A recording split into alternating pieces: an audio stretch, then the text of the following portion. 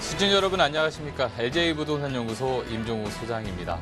자, 오늘은 부동산에 관련된 세금에 대한 부분을 좀 말씀을 드리고자 합니다. 자, 우리가 부동산에 대해서 내는 세금이 세 가지 종류가 있는데요. 일단 취득할 때 내시는 세금과 그리고 보유하시면서 내는 세금, 그리고 또 양도하시면서 내는 세금, 이렇게 세 가지 정도가 있겠습니다. 간단하게라도 알고 지내신다면 부동산에 있어서 성공적인 투자가 되지 않겠나 싶습니다. 자, 방송을 보시다가 언제든지 궁금한 사항 있으시면요. 서울전화 02-552-7440, 552-7440으로 전화 주시기 바라겠습니다.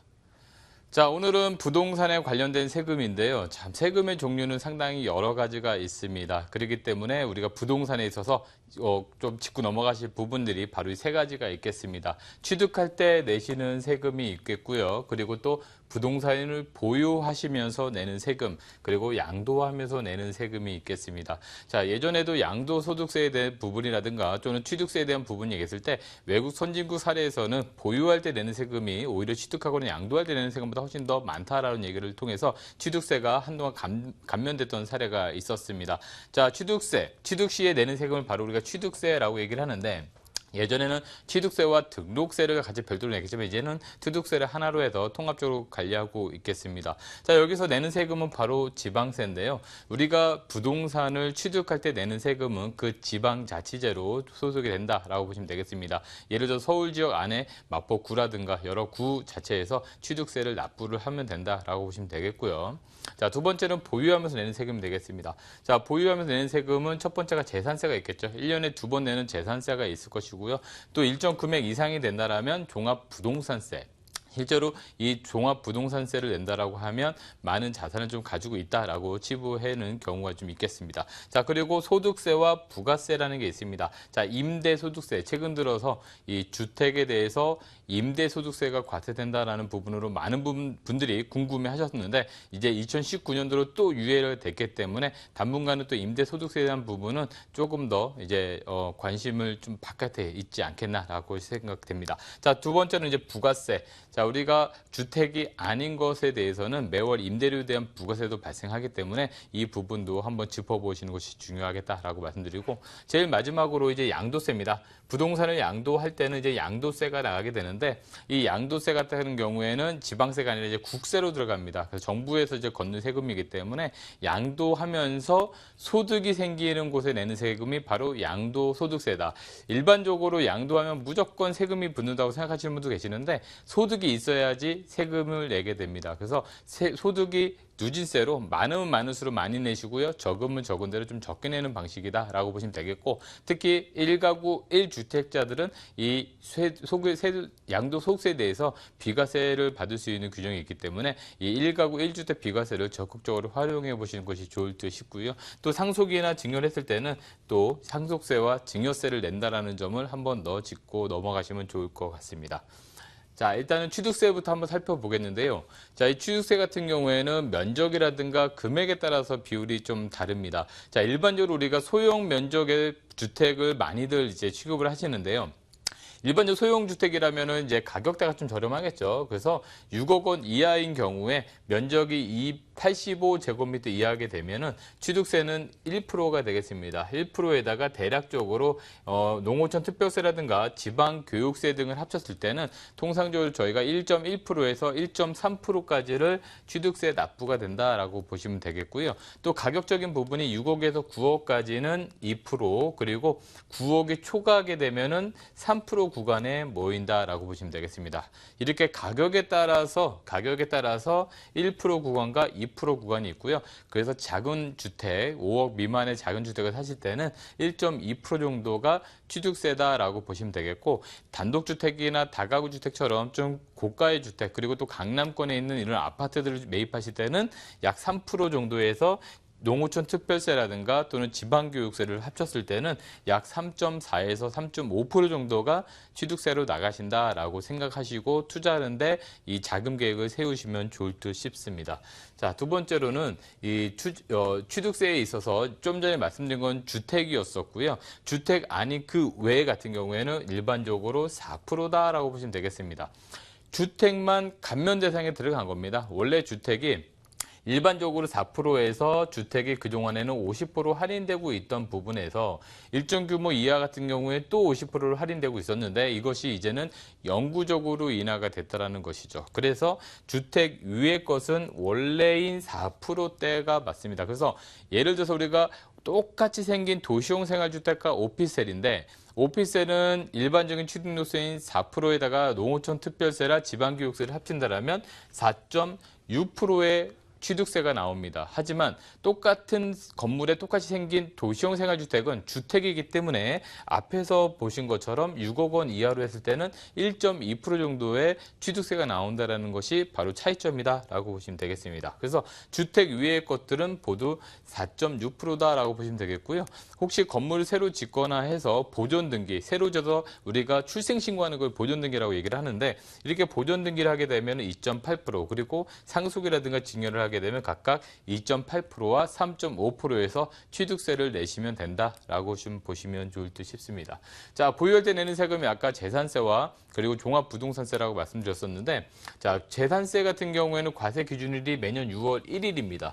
6월 1일. 그래서 6월 1일 날 소유하고 있는 사람이 재산세를 내는 겁니다. 즉 5월 31일 날 소유권을 넘겨줬다. 그러면 새로운 매수자는 6월 1일 날 매수자의 이름으로 부동산이 등기가 돼 있죠. 그렇다면 6월 1일 날 기준으로 봤을 때 새로운 매수자가 재산세를 납부하는 기준이 된다는 것입니다. 그래서 보통 일반적으로 재산세를 내는 기준일에 매매가 성사될 때는 보통은 이 기준에 대해서 한 번쯤은 짚고 넘어가야지 향후에 매도인과 매수인 간의 그런 어떤 분쟁은 조금 더 미리 예방할 수 있다라고 보시면 되겠고요.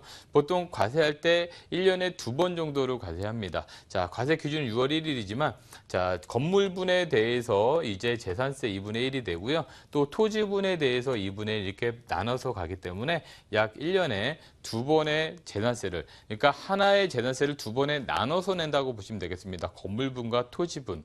그래서 2번 나오는 게 아니고요. 하나를 2번에 나눠서 낸다라고 보시면 좋을 듯 싶습니다. 자, 그리고 종합부동산세인데요.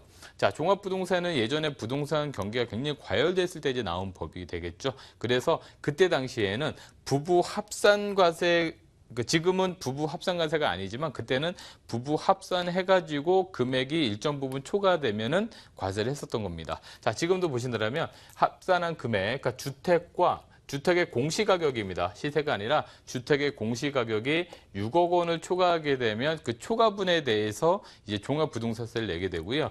자, 1가구 1주택 같은 경우에는 9억 원을 초과하는 경우에 종합부동산을 내겠습니다. 그래서 예전에는 말씀드린 것처럼 부부 합산해서 이 금액이 넘어간다라면 이 종합부동산세가 나갔지만 지금은 인별과세이기 때문에 혹시라도 주택에 대해서 9억이 넘습니다. 1가구 1주택이 9억이 넘는다면 부부가 같이 공동명의로 돼 있다라면 각각 계산하기 때문에 종합부동산세는 내지 않으실 수도 있다라는 부분이 되겠습니다. 그래서 종합부동산세뿐만 아니라 취득세라든가 양도소득세든 부부가 공동으로 매입을 하게 된다면 이 세금에 대해서 각각 사람으로 나눠가는 거기 때문에 절세 효과가 나타날 수 있다는 점을 한 번 더 염두에 두셨으면 좋겠습니다.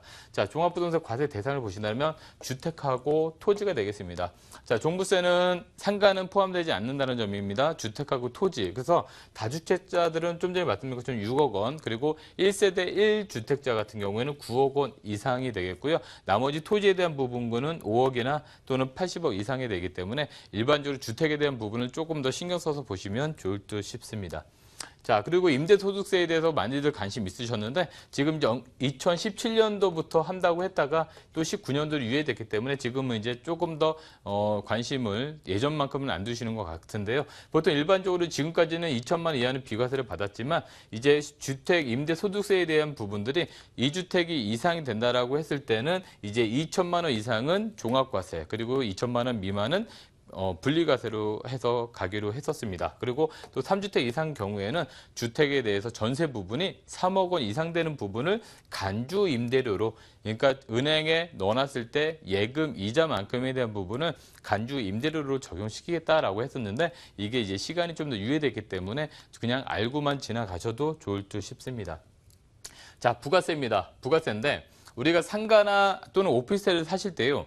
취득할 때 그 건물에 대해서 부가세가 발생합니다. 상가나 오피스텔 같은 경우에 이 건물분에 대해서 부가세가 발생합니다. 그래서 똑같이 분양가가 2억 원을 기준으로 했을 때요. 상가 같은 경우에는 이 건물분이 보통 상가랑 건물이랑 토지랑 반반 정도 된다고 했을 때 이 건물분의 10%인 이 920만 원이 부가세가 나오게 되겠습니다. 하지만 주택에 대해서는 부가세 부분이 나오지 않는다라는 점이고요. 취득세는 이제 4.6%, 그리고 주택 같은 경우에는 6억 원 이하이기 때문에 85제곱미터 미만은 취득세가 1.2%로 이렇게 차이가 난다는 점이 되겠습니다. 자, 그리고 양도세는 일반 세율이 적용되는 반면에 또 주택 같은 경우는 1가구 1주택 비과세가 가능하다는 점이 좀 특징이 되겠고요.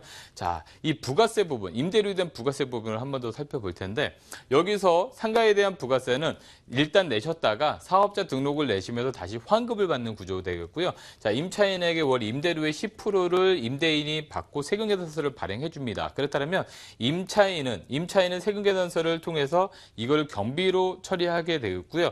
임대인은 임차인에게 받은 부가세를 신고하고 납부를 해야 된다는 겁니다. 자, 1년에 부가세 신고하는 날이 있고요. 또 소득세 신고하는 날이 있죠. 그래서 월세를 받은 부분에 있어서는 소득세를 신고하시고 부가세를 받은 거에 대해서는 부가세를 신고하시면 된다라고 보시면 좋을 듯 싶습니다. 자, 그렇다면 우리가 일반적으로 똑같이 생긴 건물에 오피스텔과 도시형 생활주택이 있을 때 어떤 걸 선택해야 되고 또 오피스텔 선택했을 때도 우리가 일반 임대사업자냐 또는 주택임대사업자를 낼 것이냐 고민을 좀 하실 때가 있습니다. 그래서 이 경우의 수를 한번 살펴볼 텐데요. 오피스텔과 이제 도시형 생활주택입니다. 여기서 낼 수 있는 사업자가 오피스텔은 일반 사업자와 주택임대사업자 둘 중에 하나 선택을 할 수가 있는데 원래 오피스텔은 일반적으로 주거용을 사용한다면 당연히 주택임대사업자를 내는 게 맞고요. 업무용을 사용하신다면 일반 사업자를 내는 게 맞습니다. 그렇기 때문에 일반적으로 일반 임대 사업자를 내시게 되면 부가세를 일단 내셨다가 환급을 받게 되는 거고요. 또 여기서는 부가세를 냈지만 환급은 받을 수가 없습니다. 그래서 부가세는 그냥 내셔야 되는 부분이 들어가고 대신에 취득세가 분양가의 4.6%를 일반 임대사업자 내셔야 되지만 주택임대사업자 낸다라면 취득세에 대한 부분을 감면을 받게 됩니다. 기존에는 이제 100% 다 감면 받았지만 이제는 2억 원 이상 되는 부분에 있어서는 85%만 감면 받는다라는 점이 다르겠고요.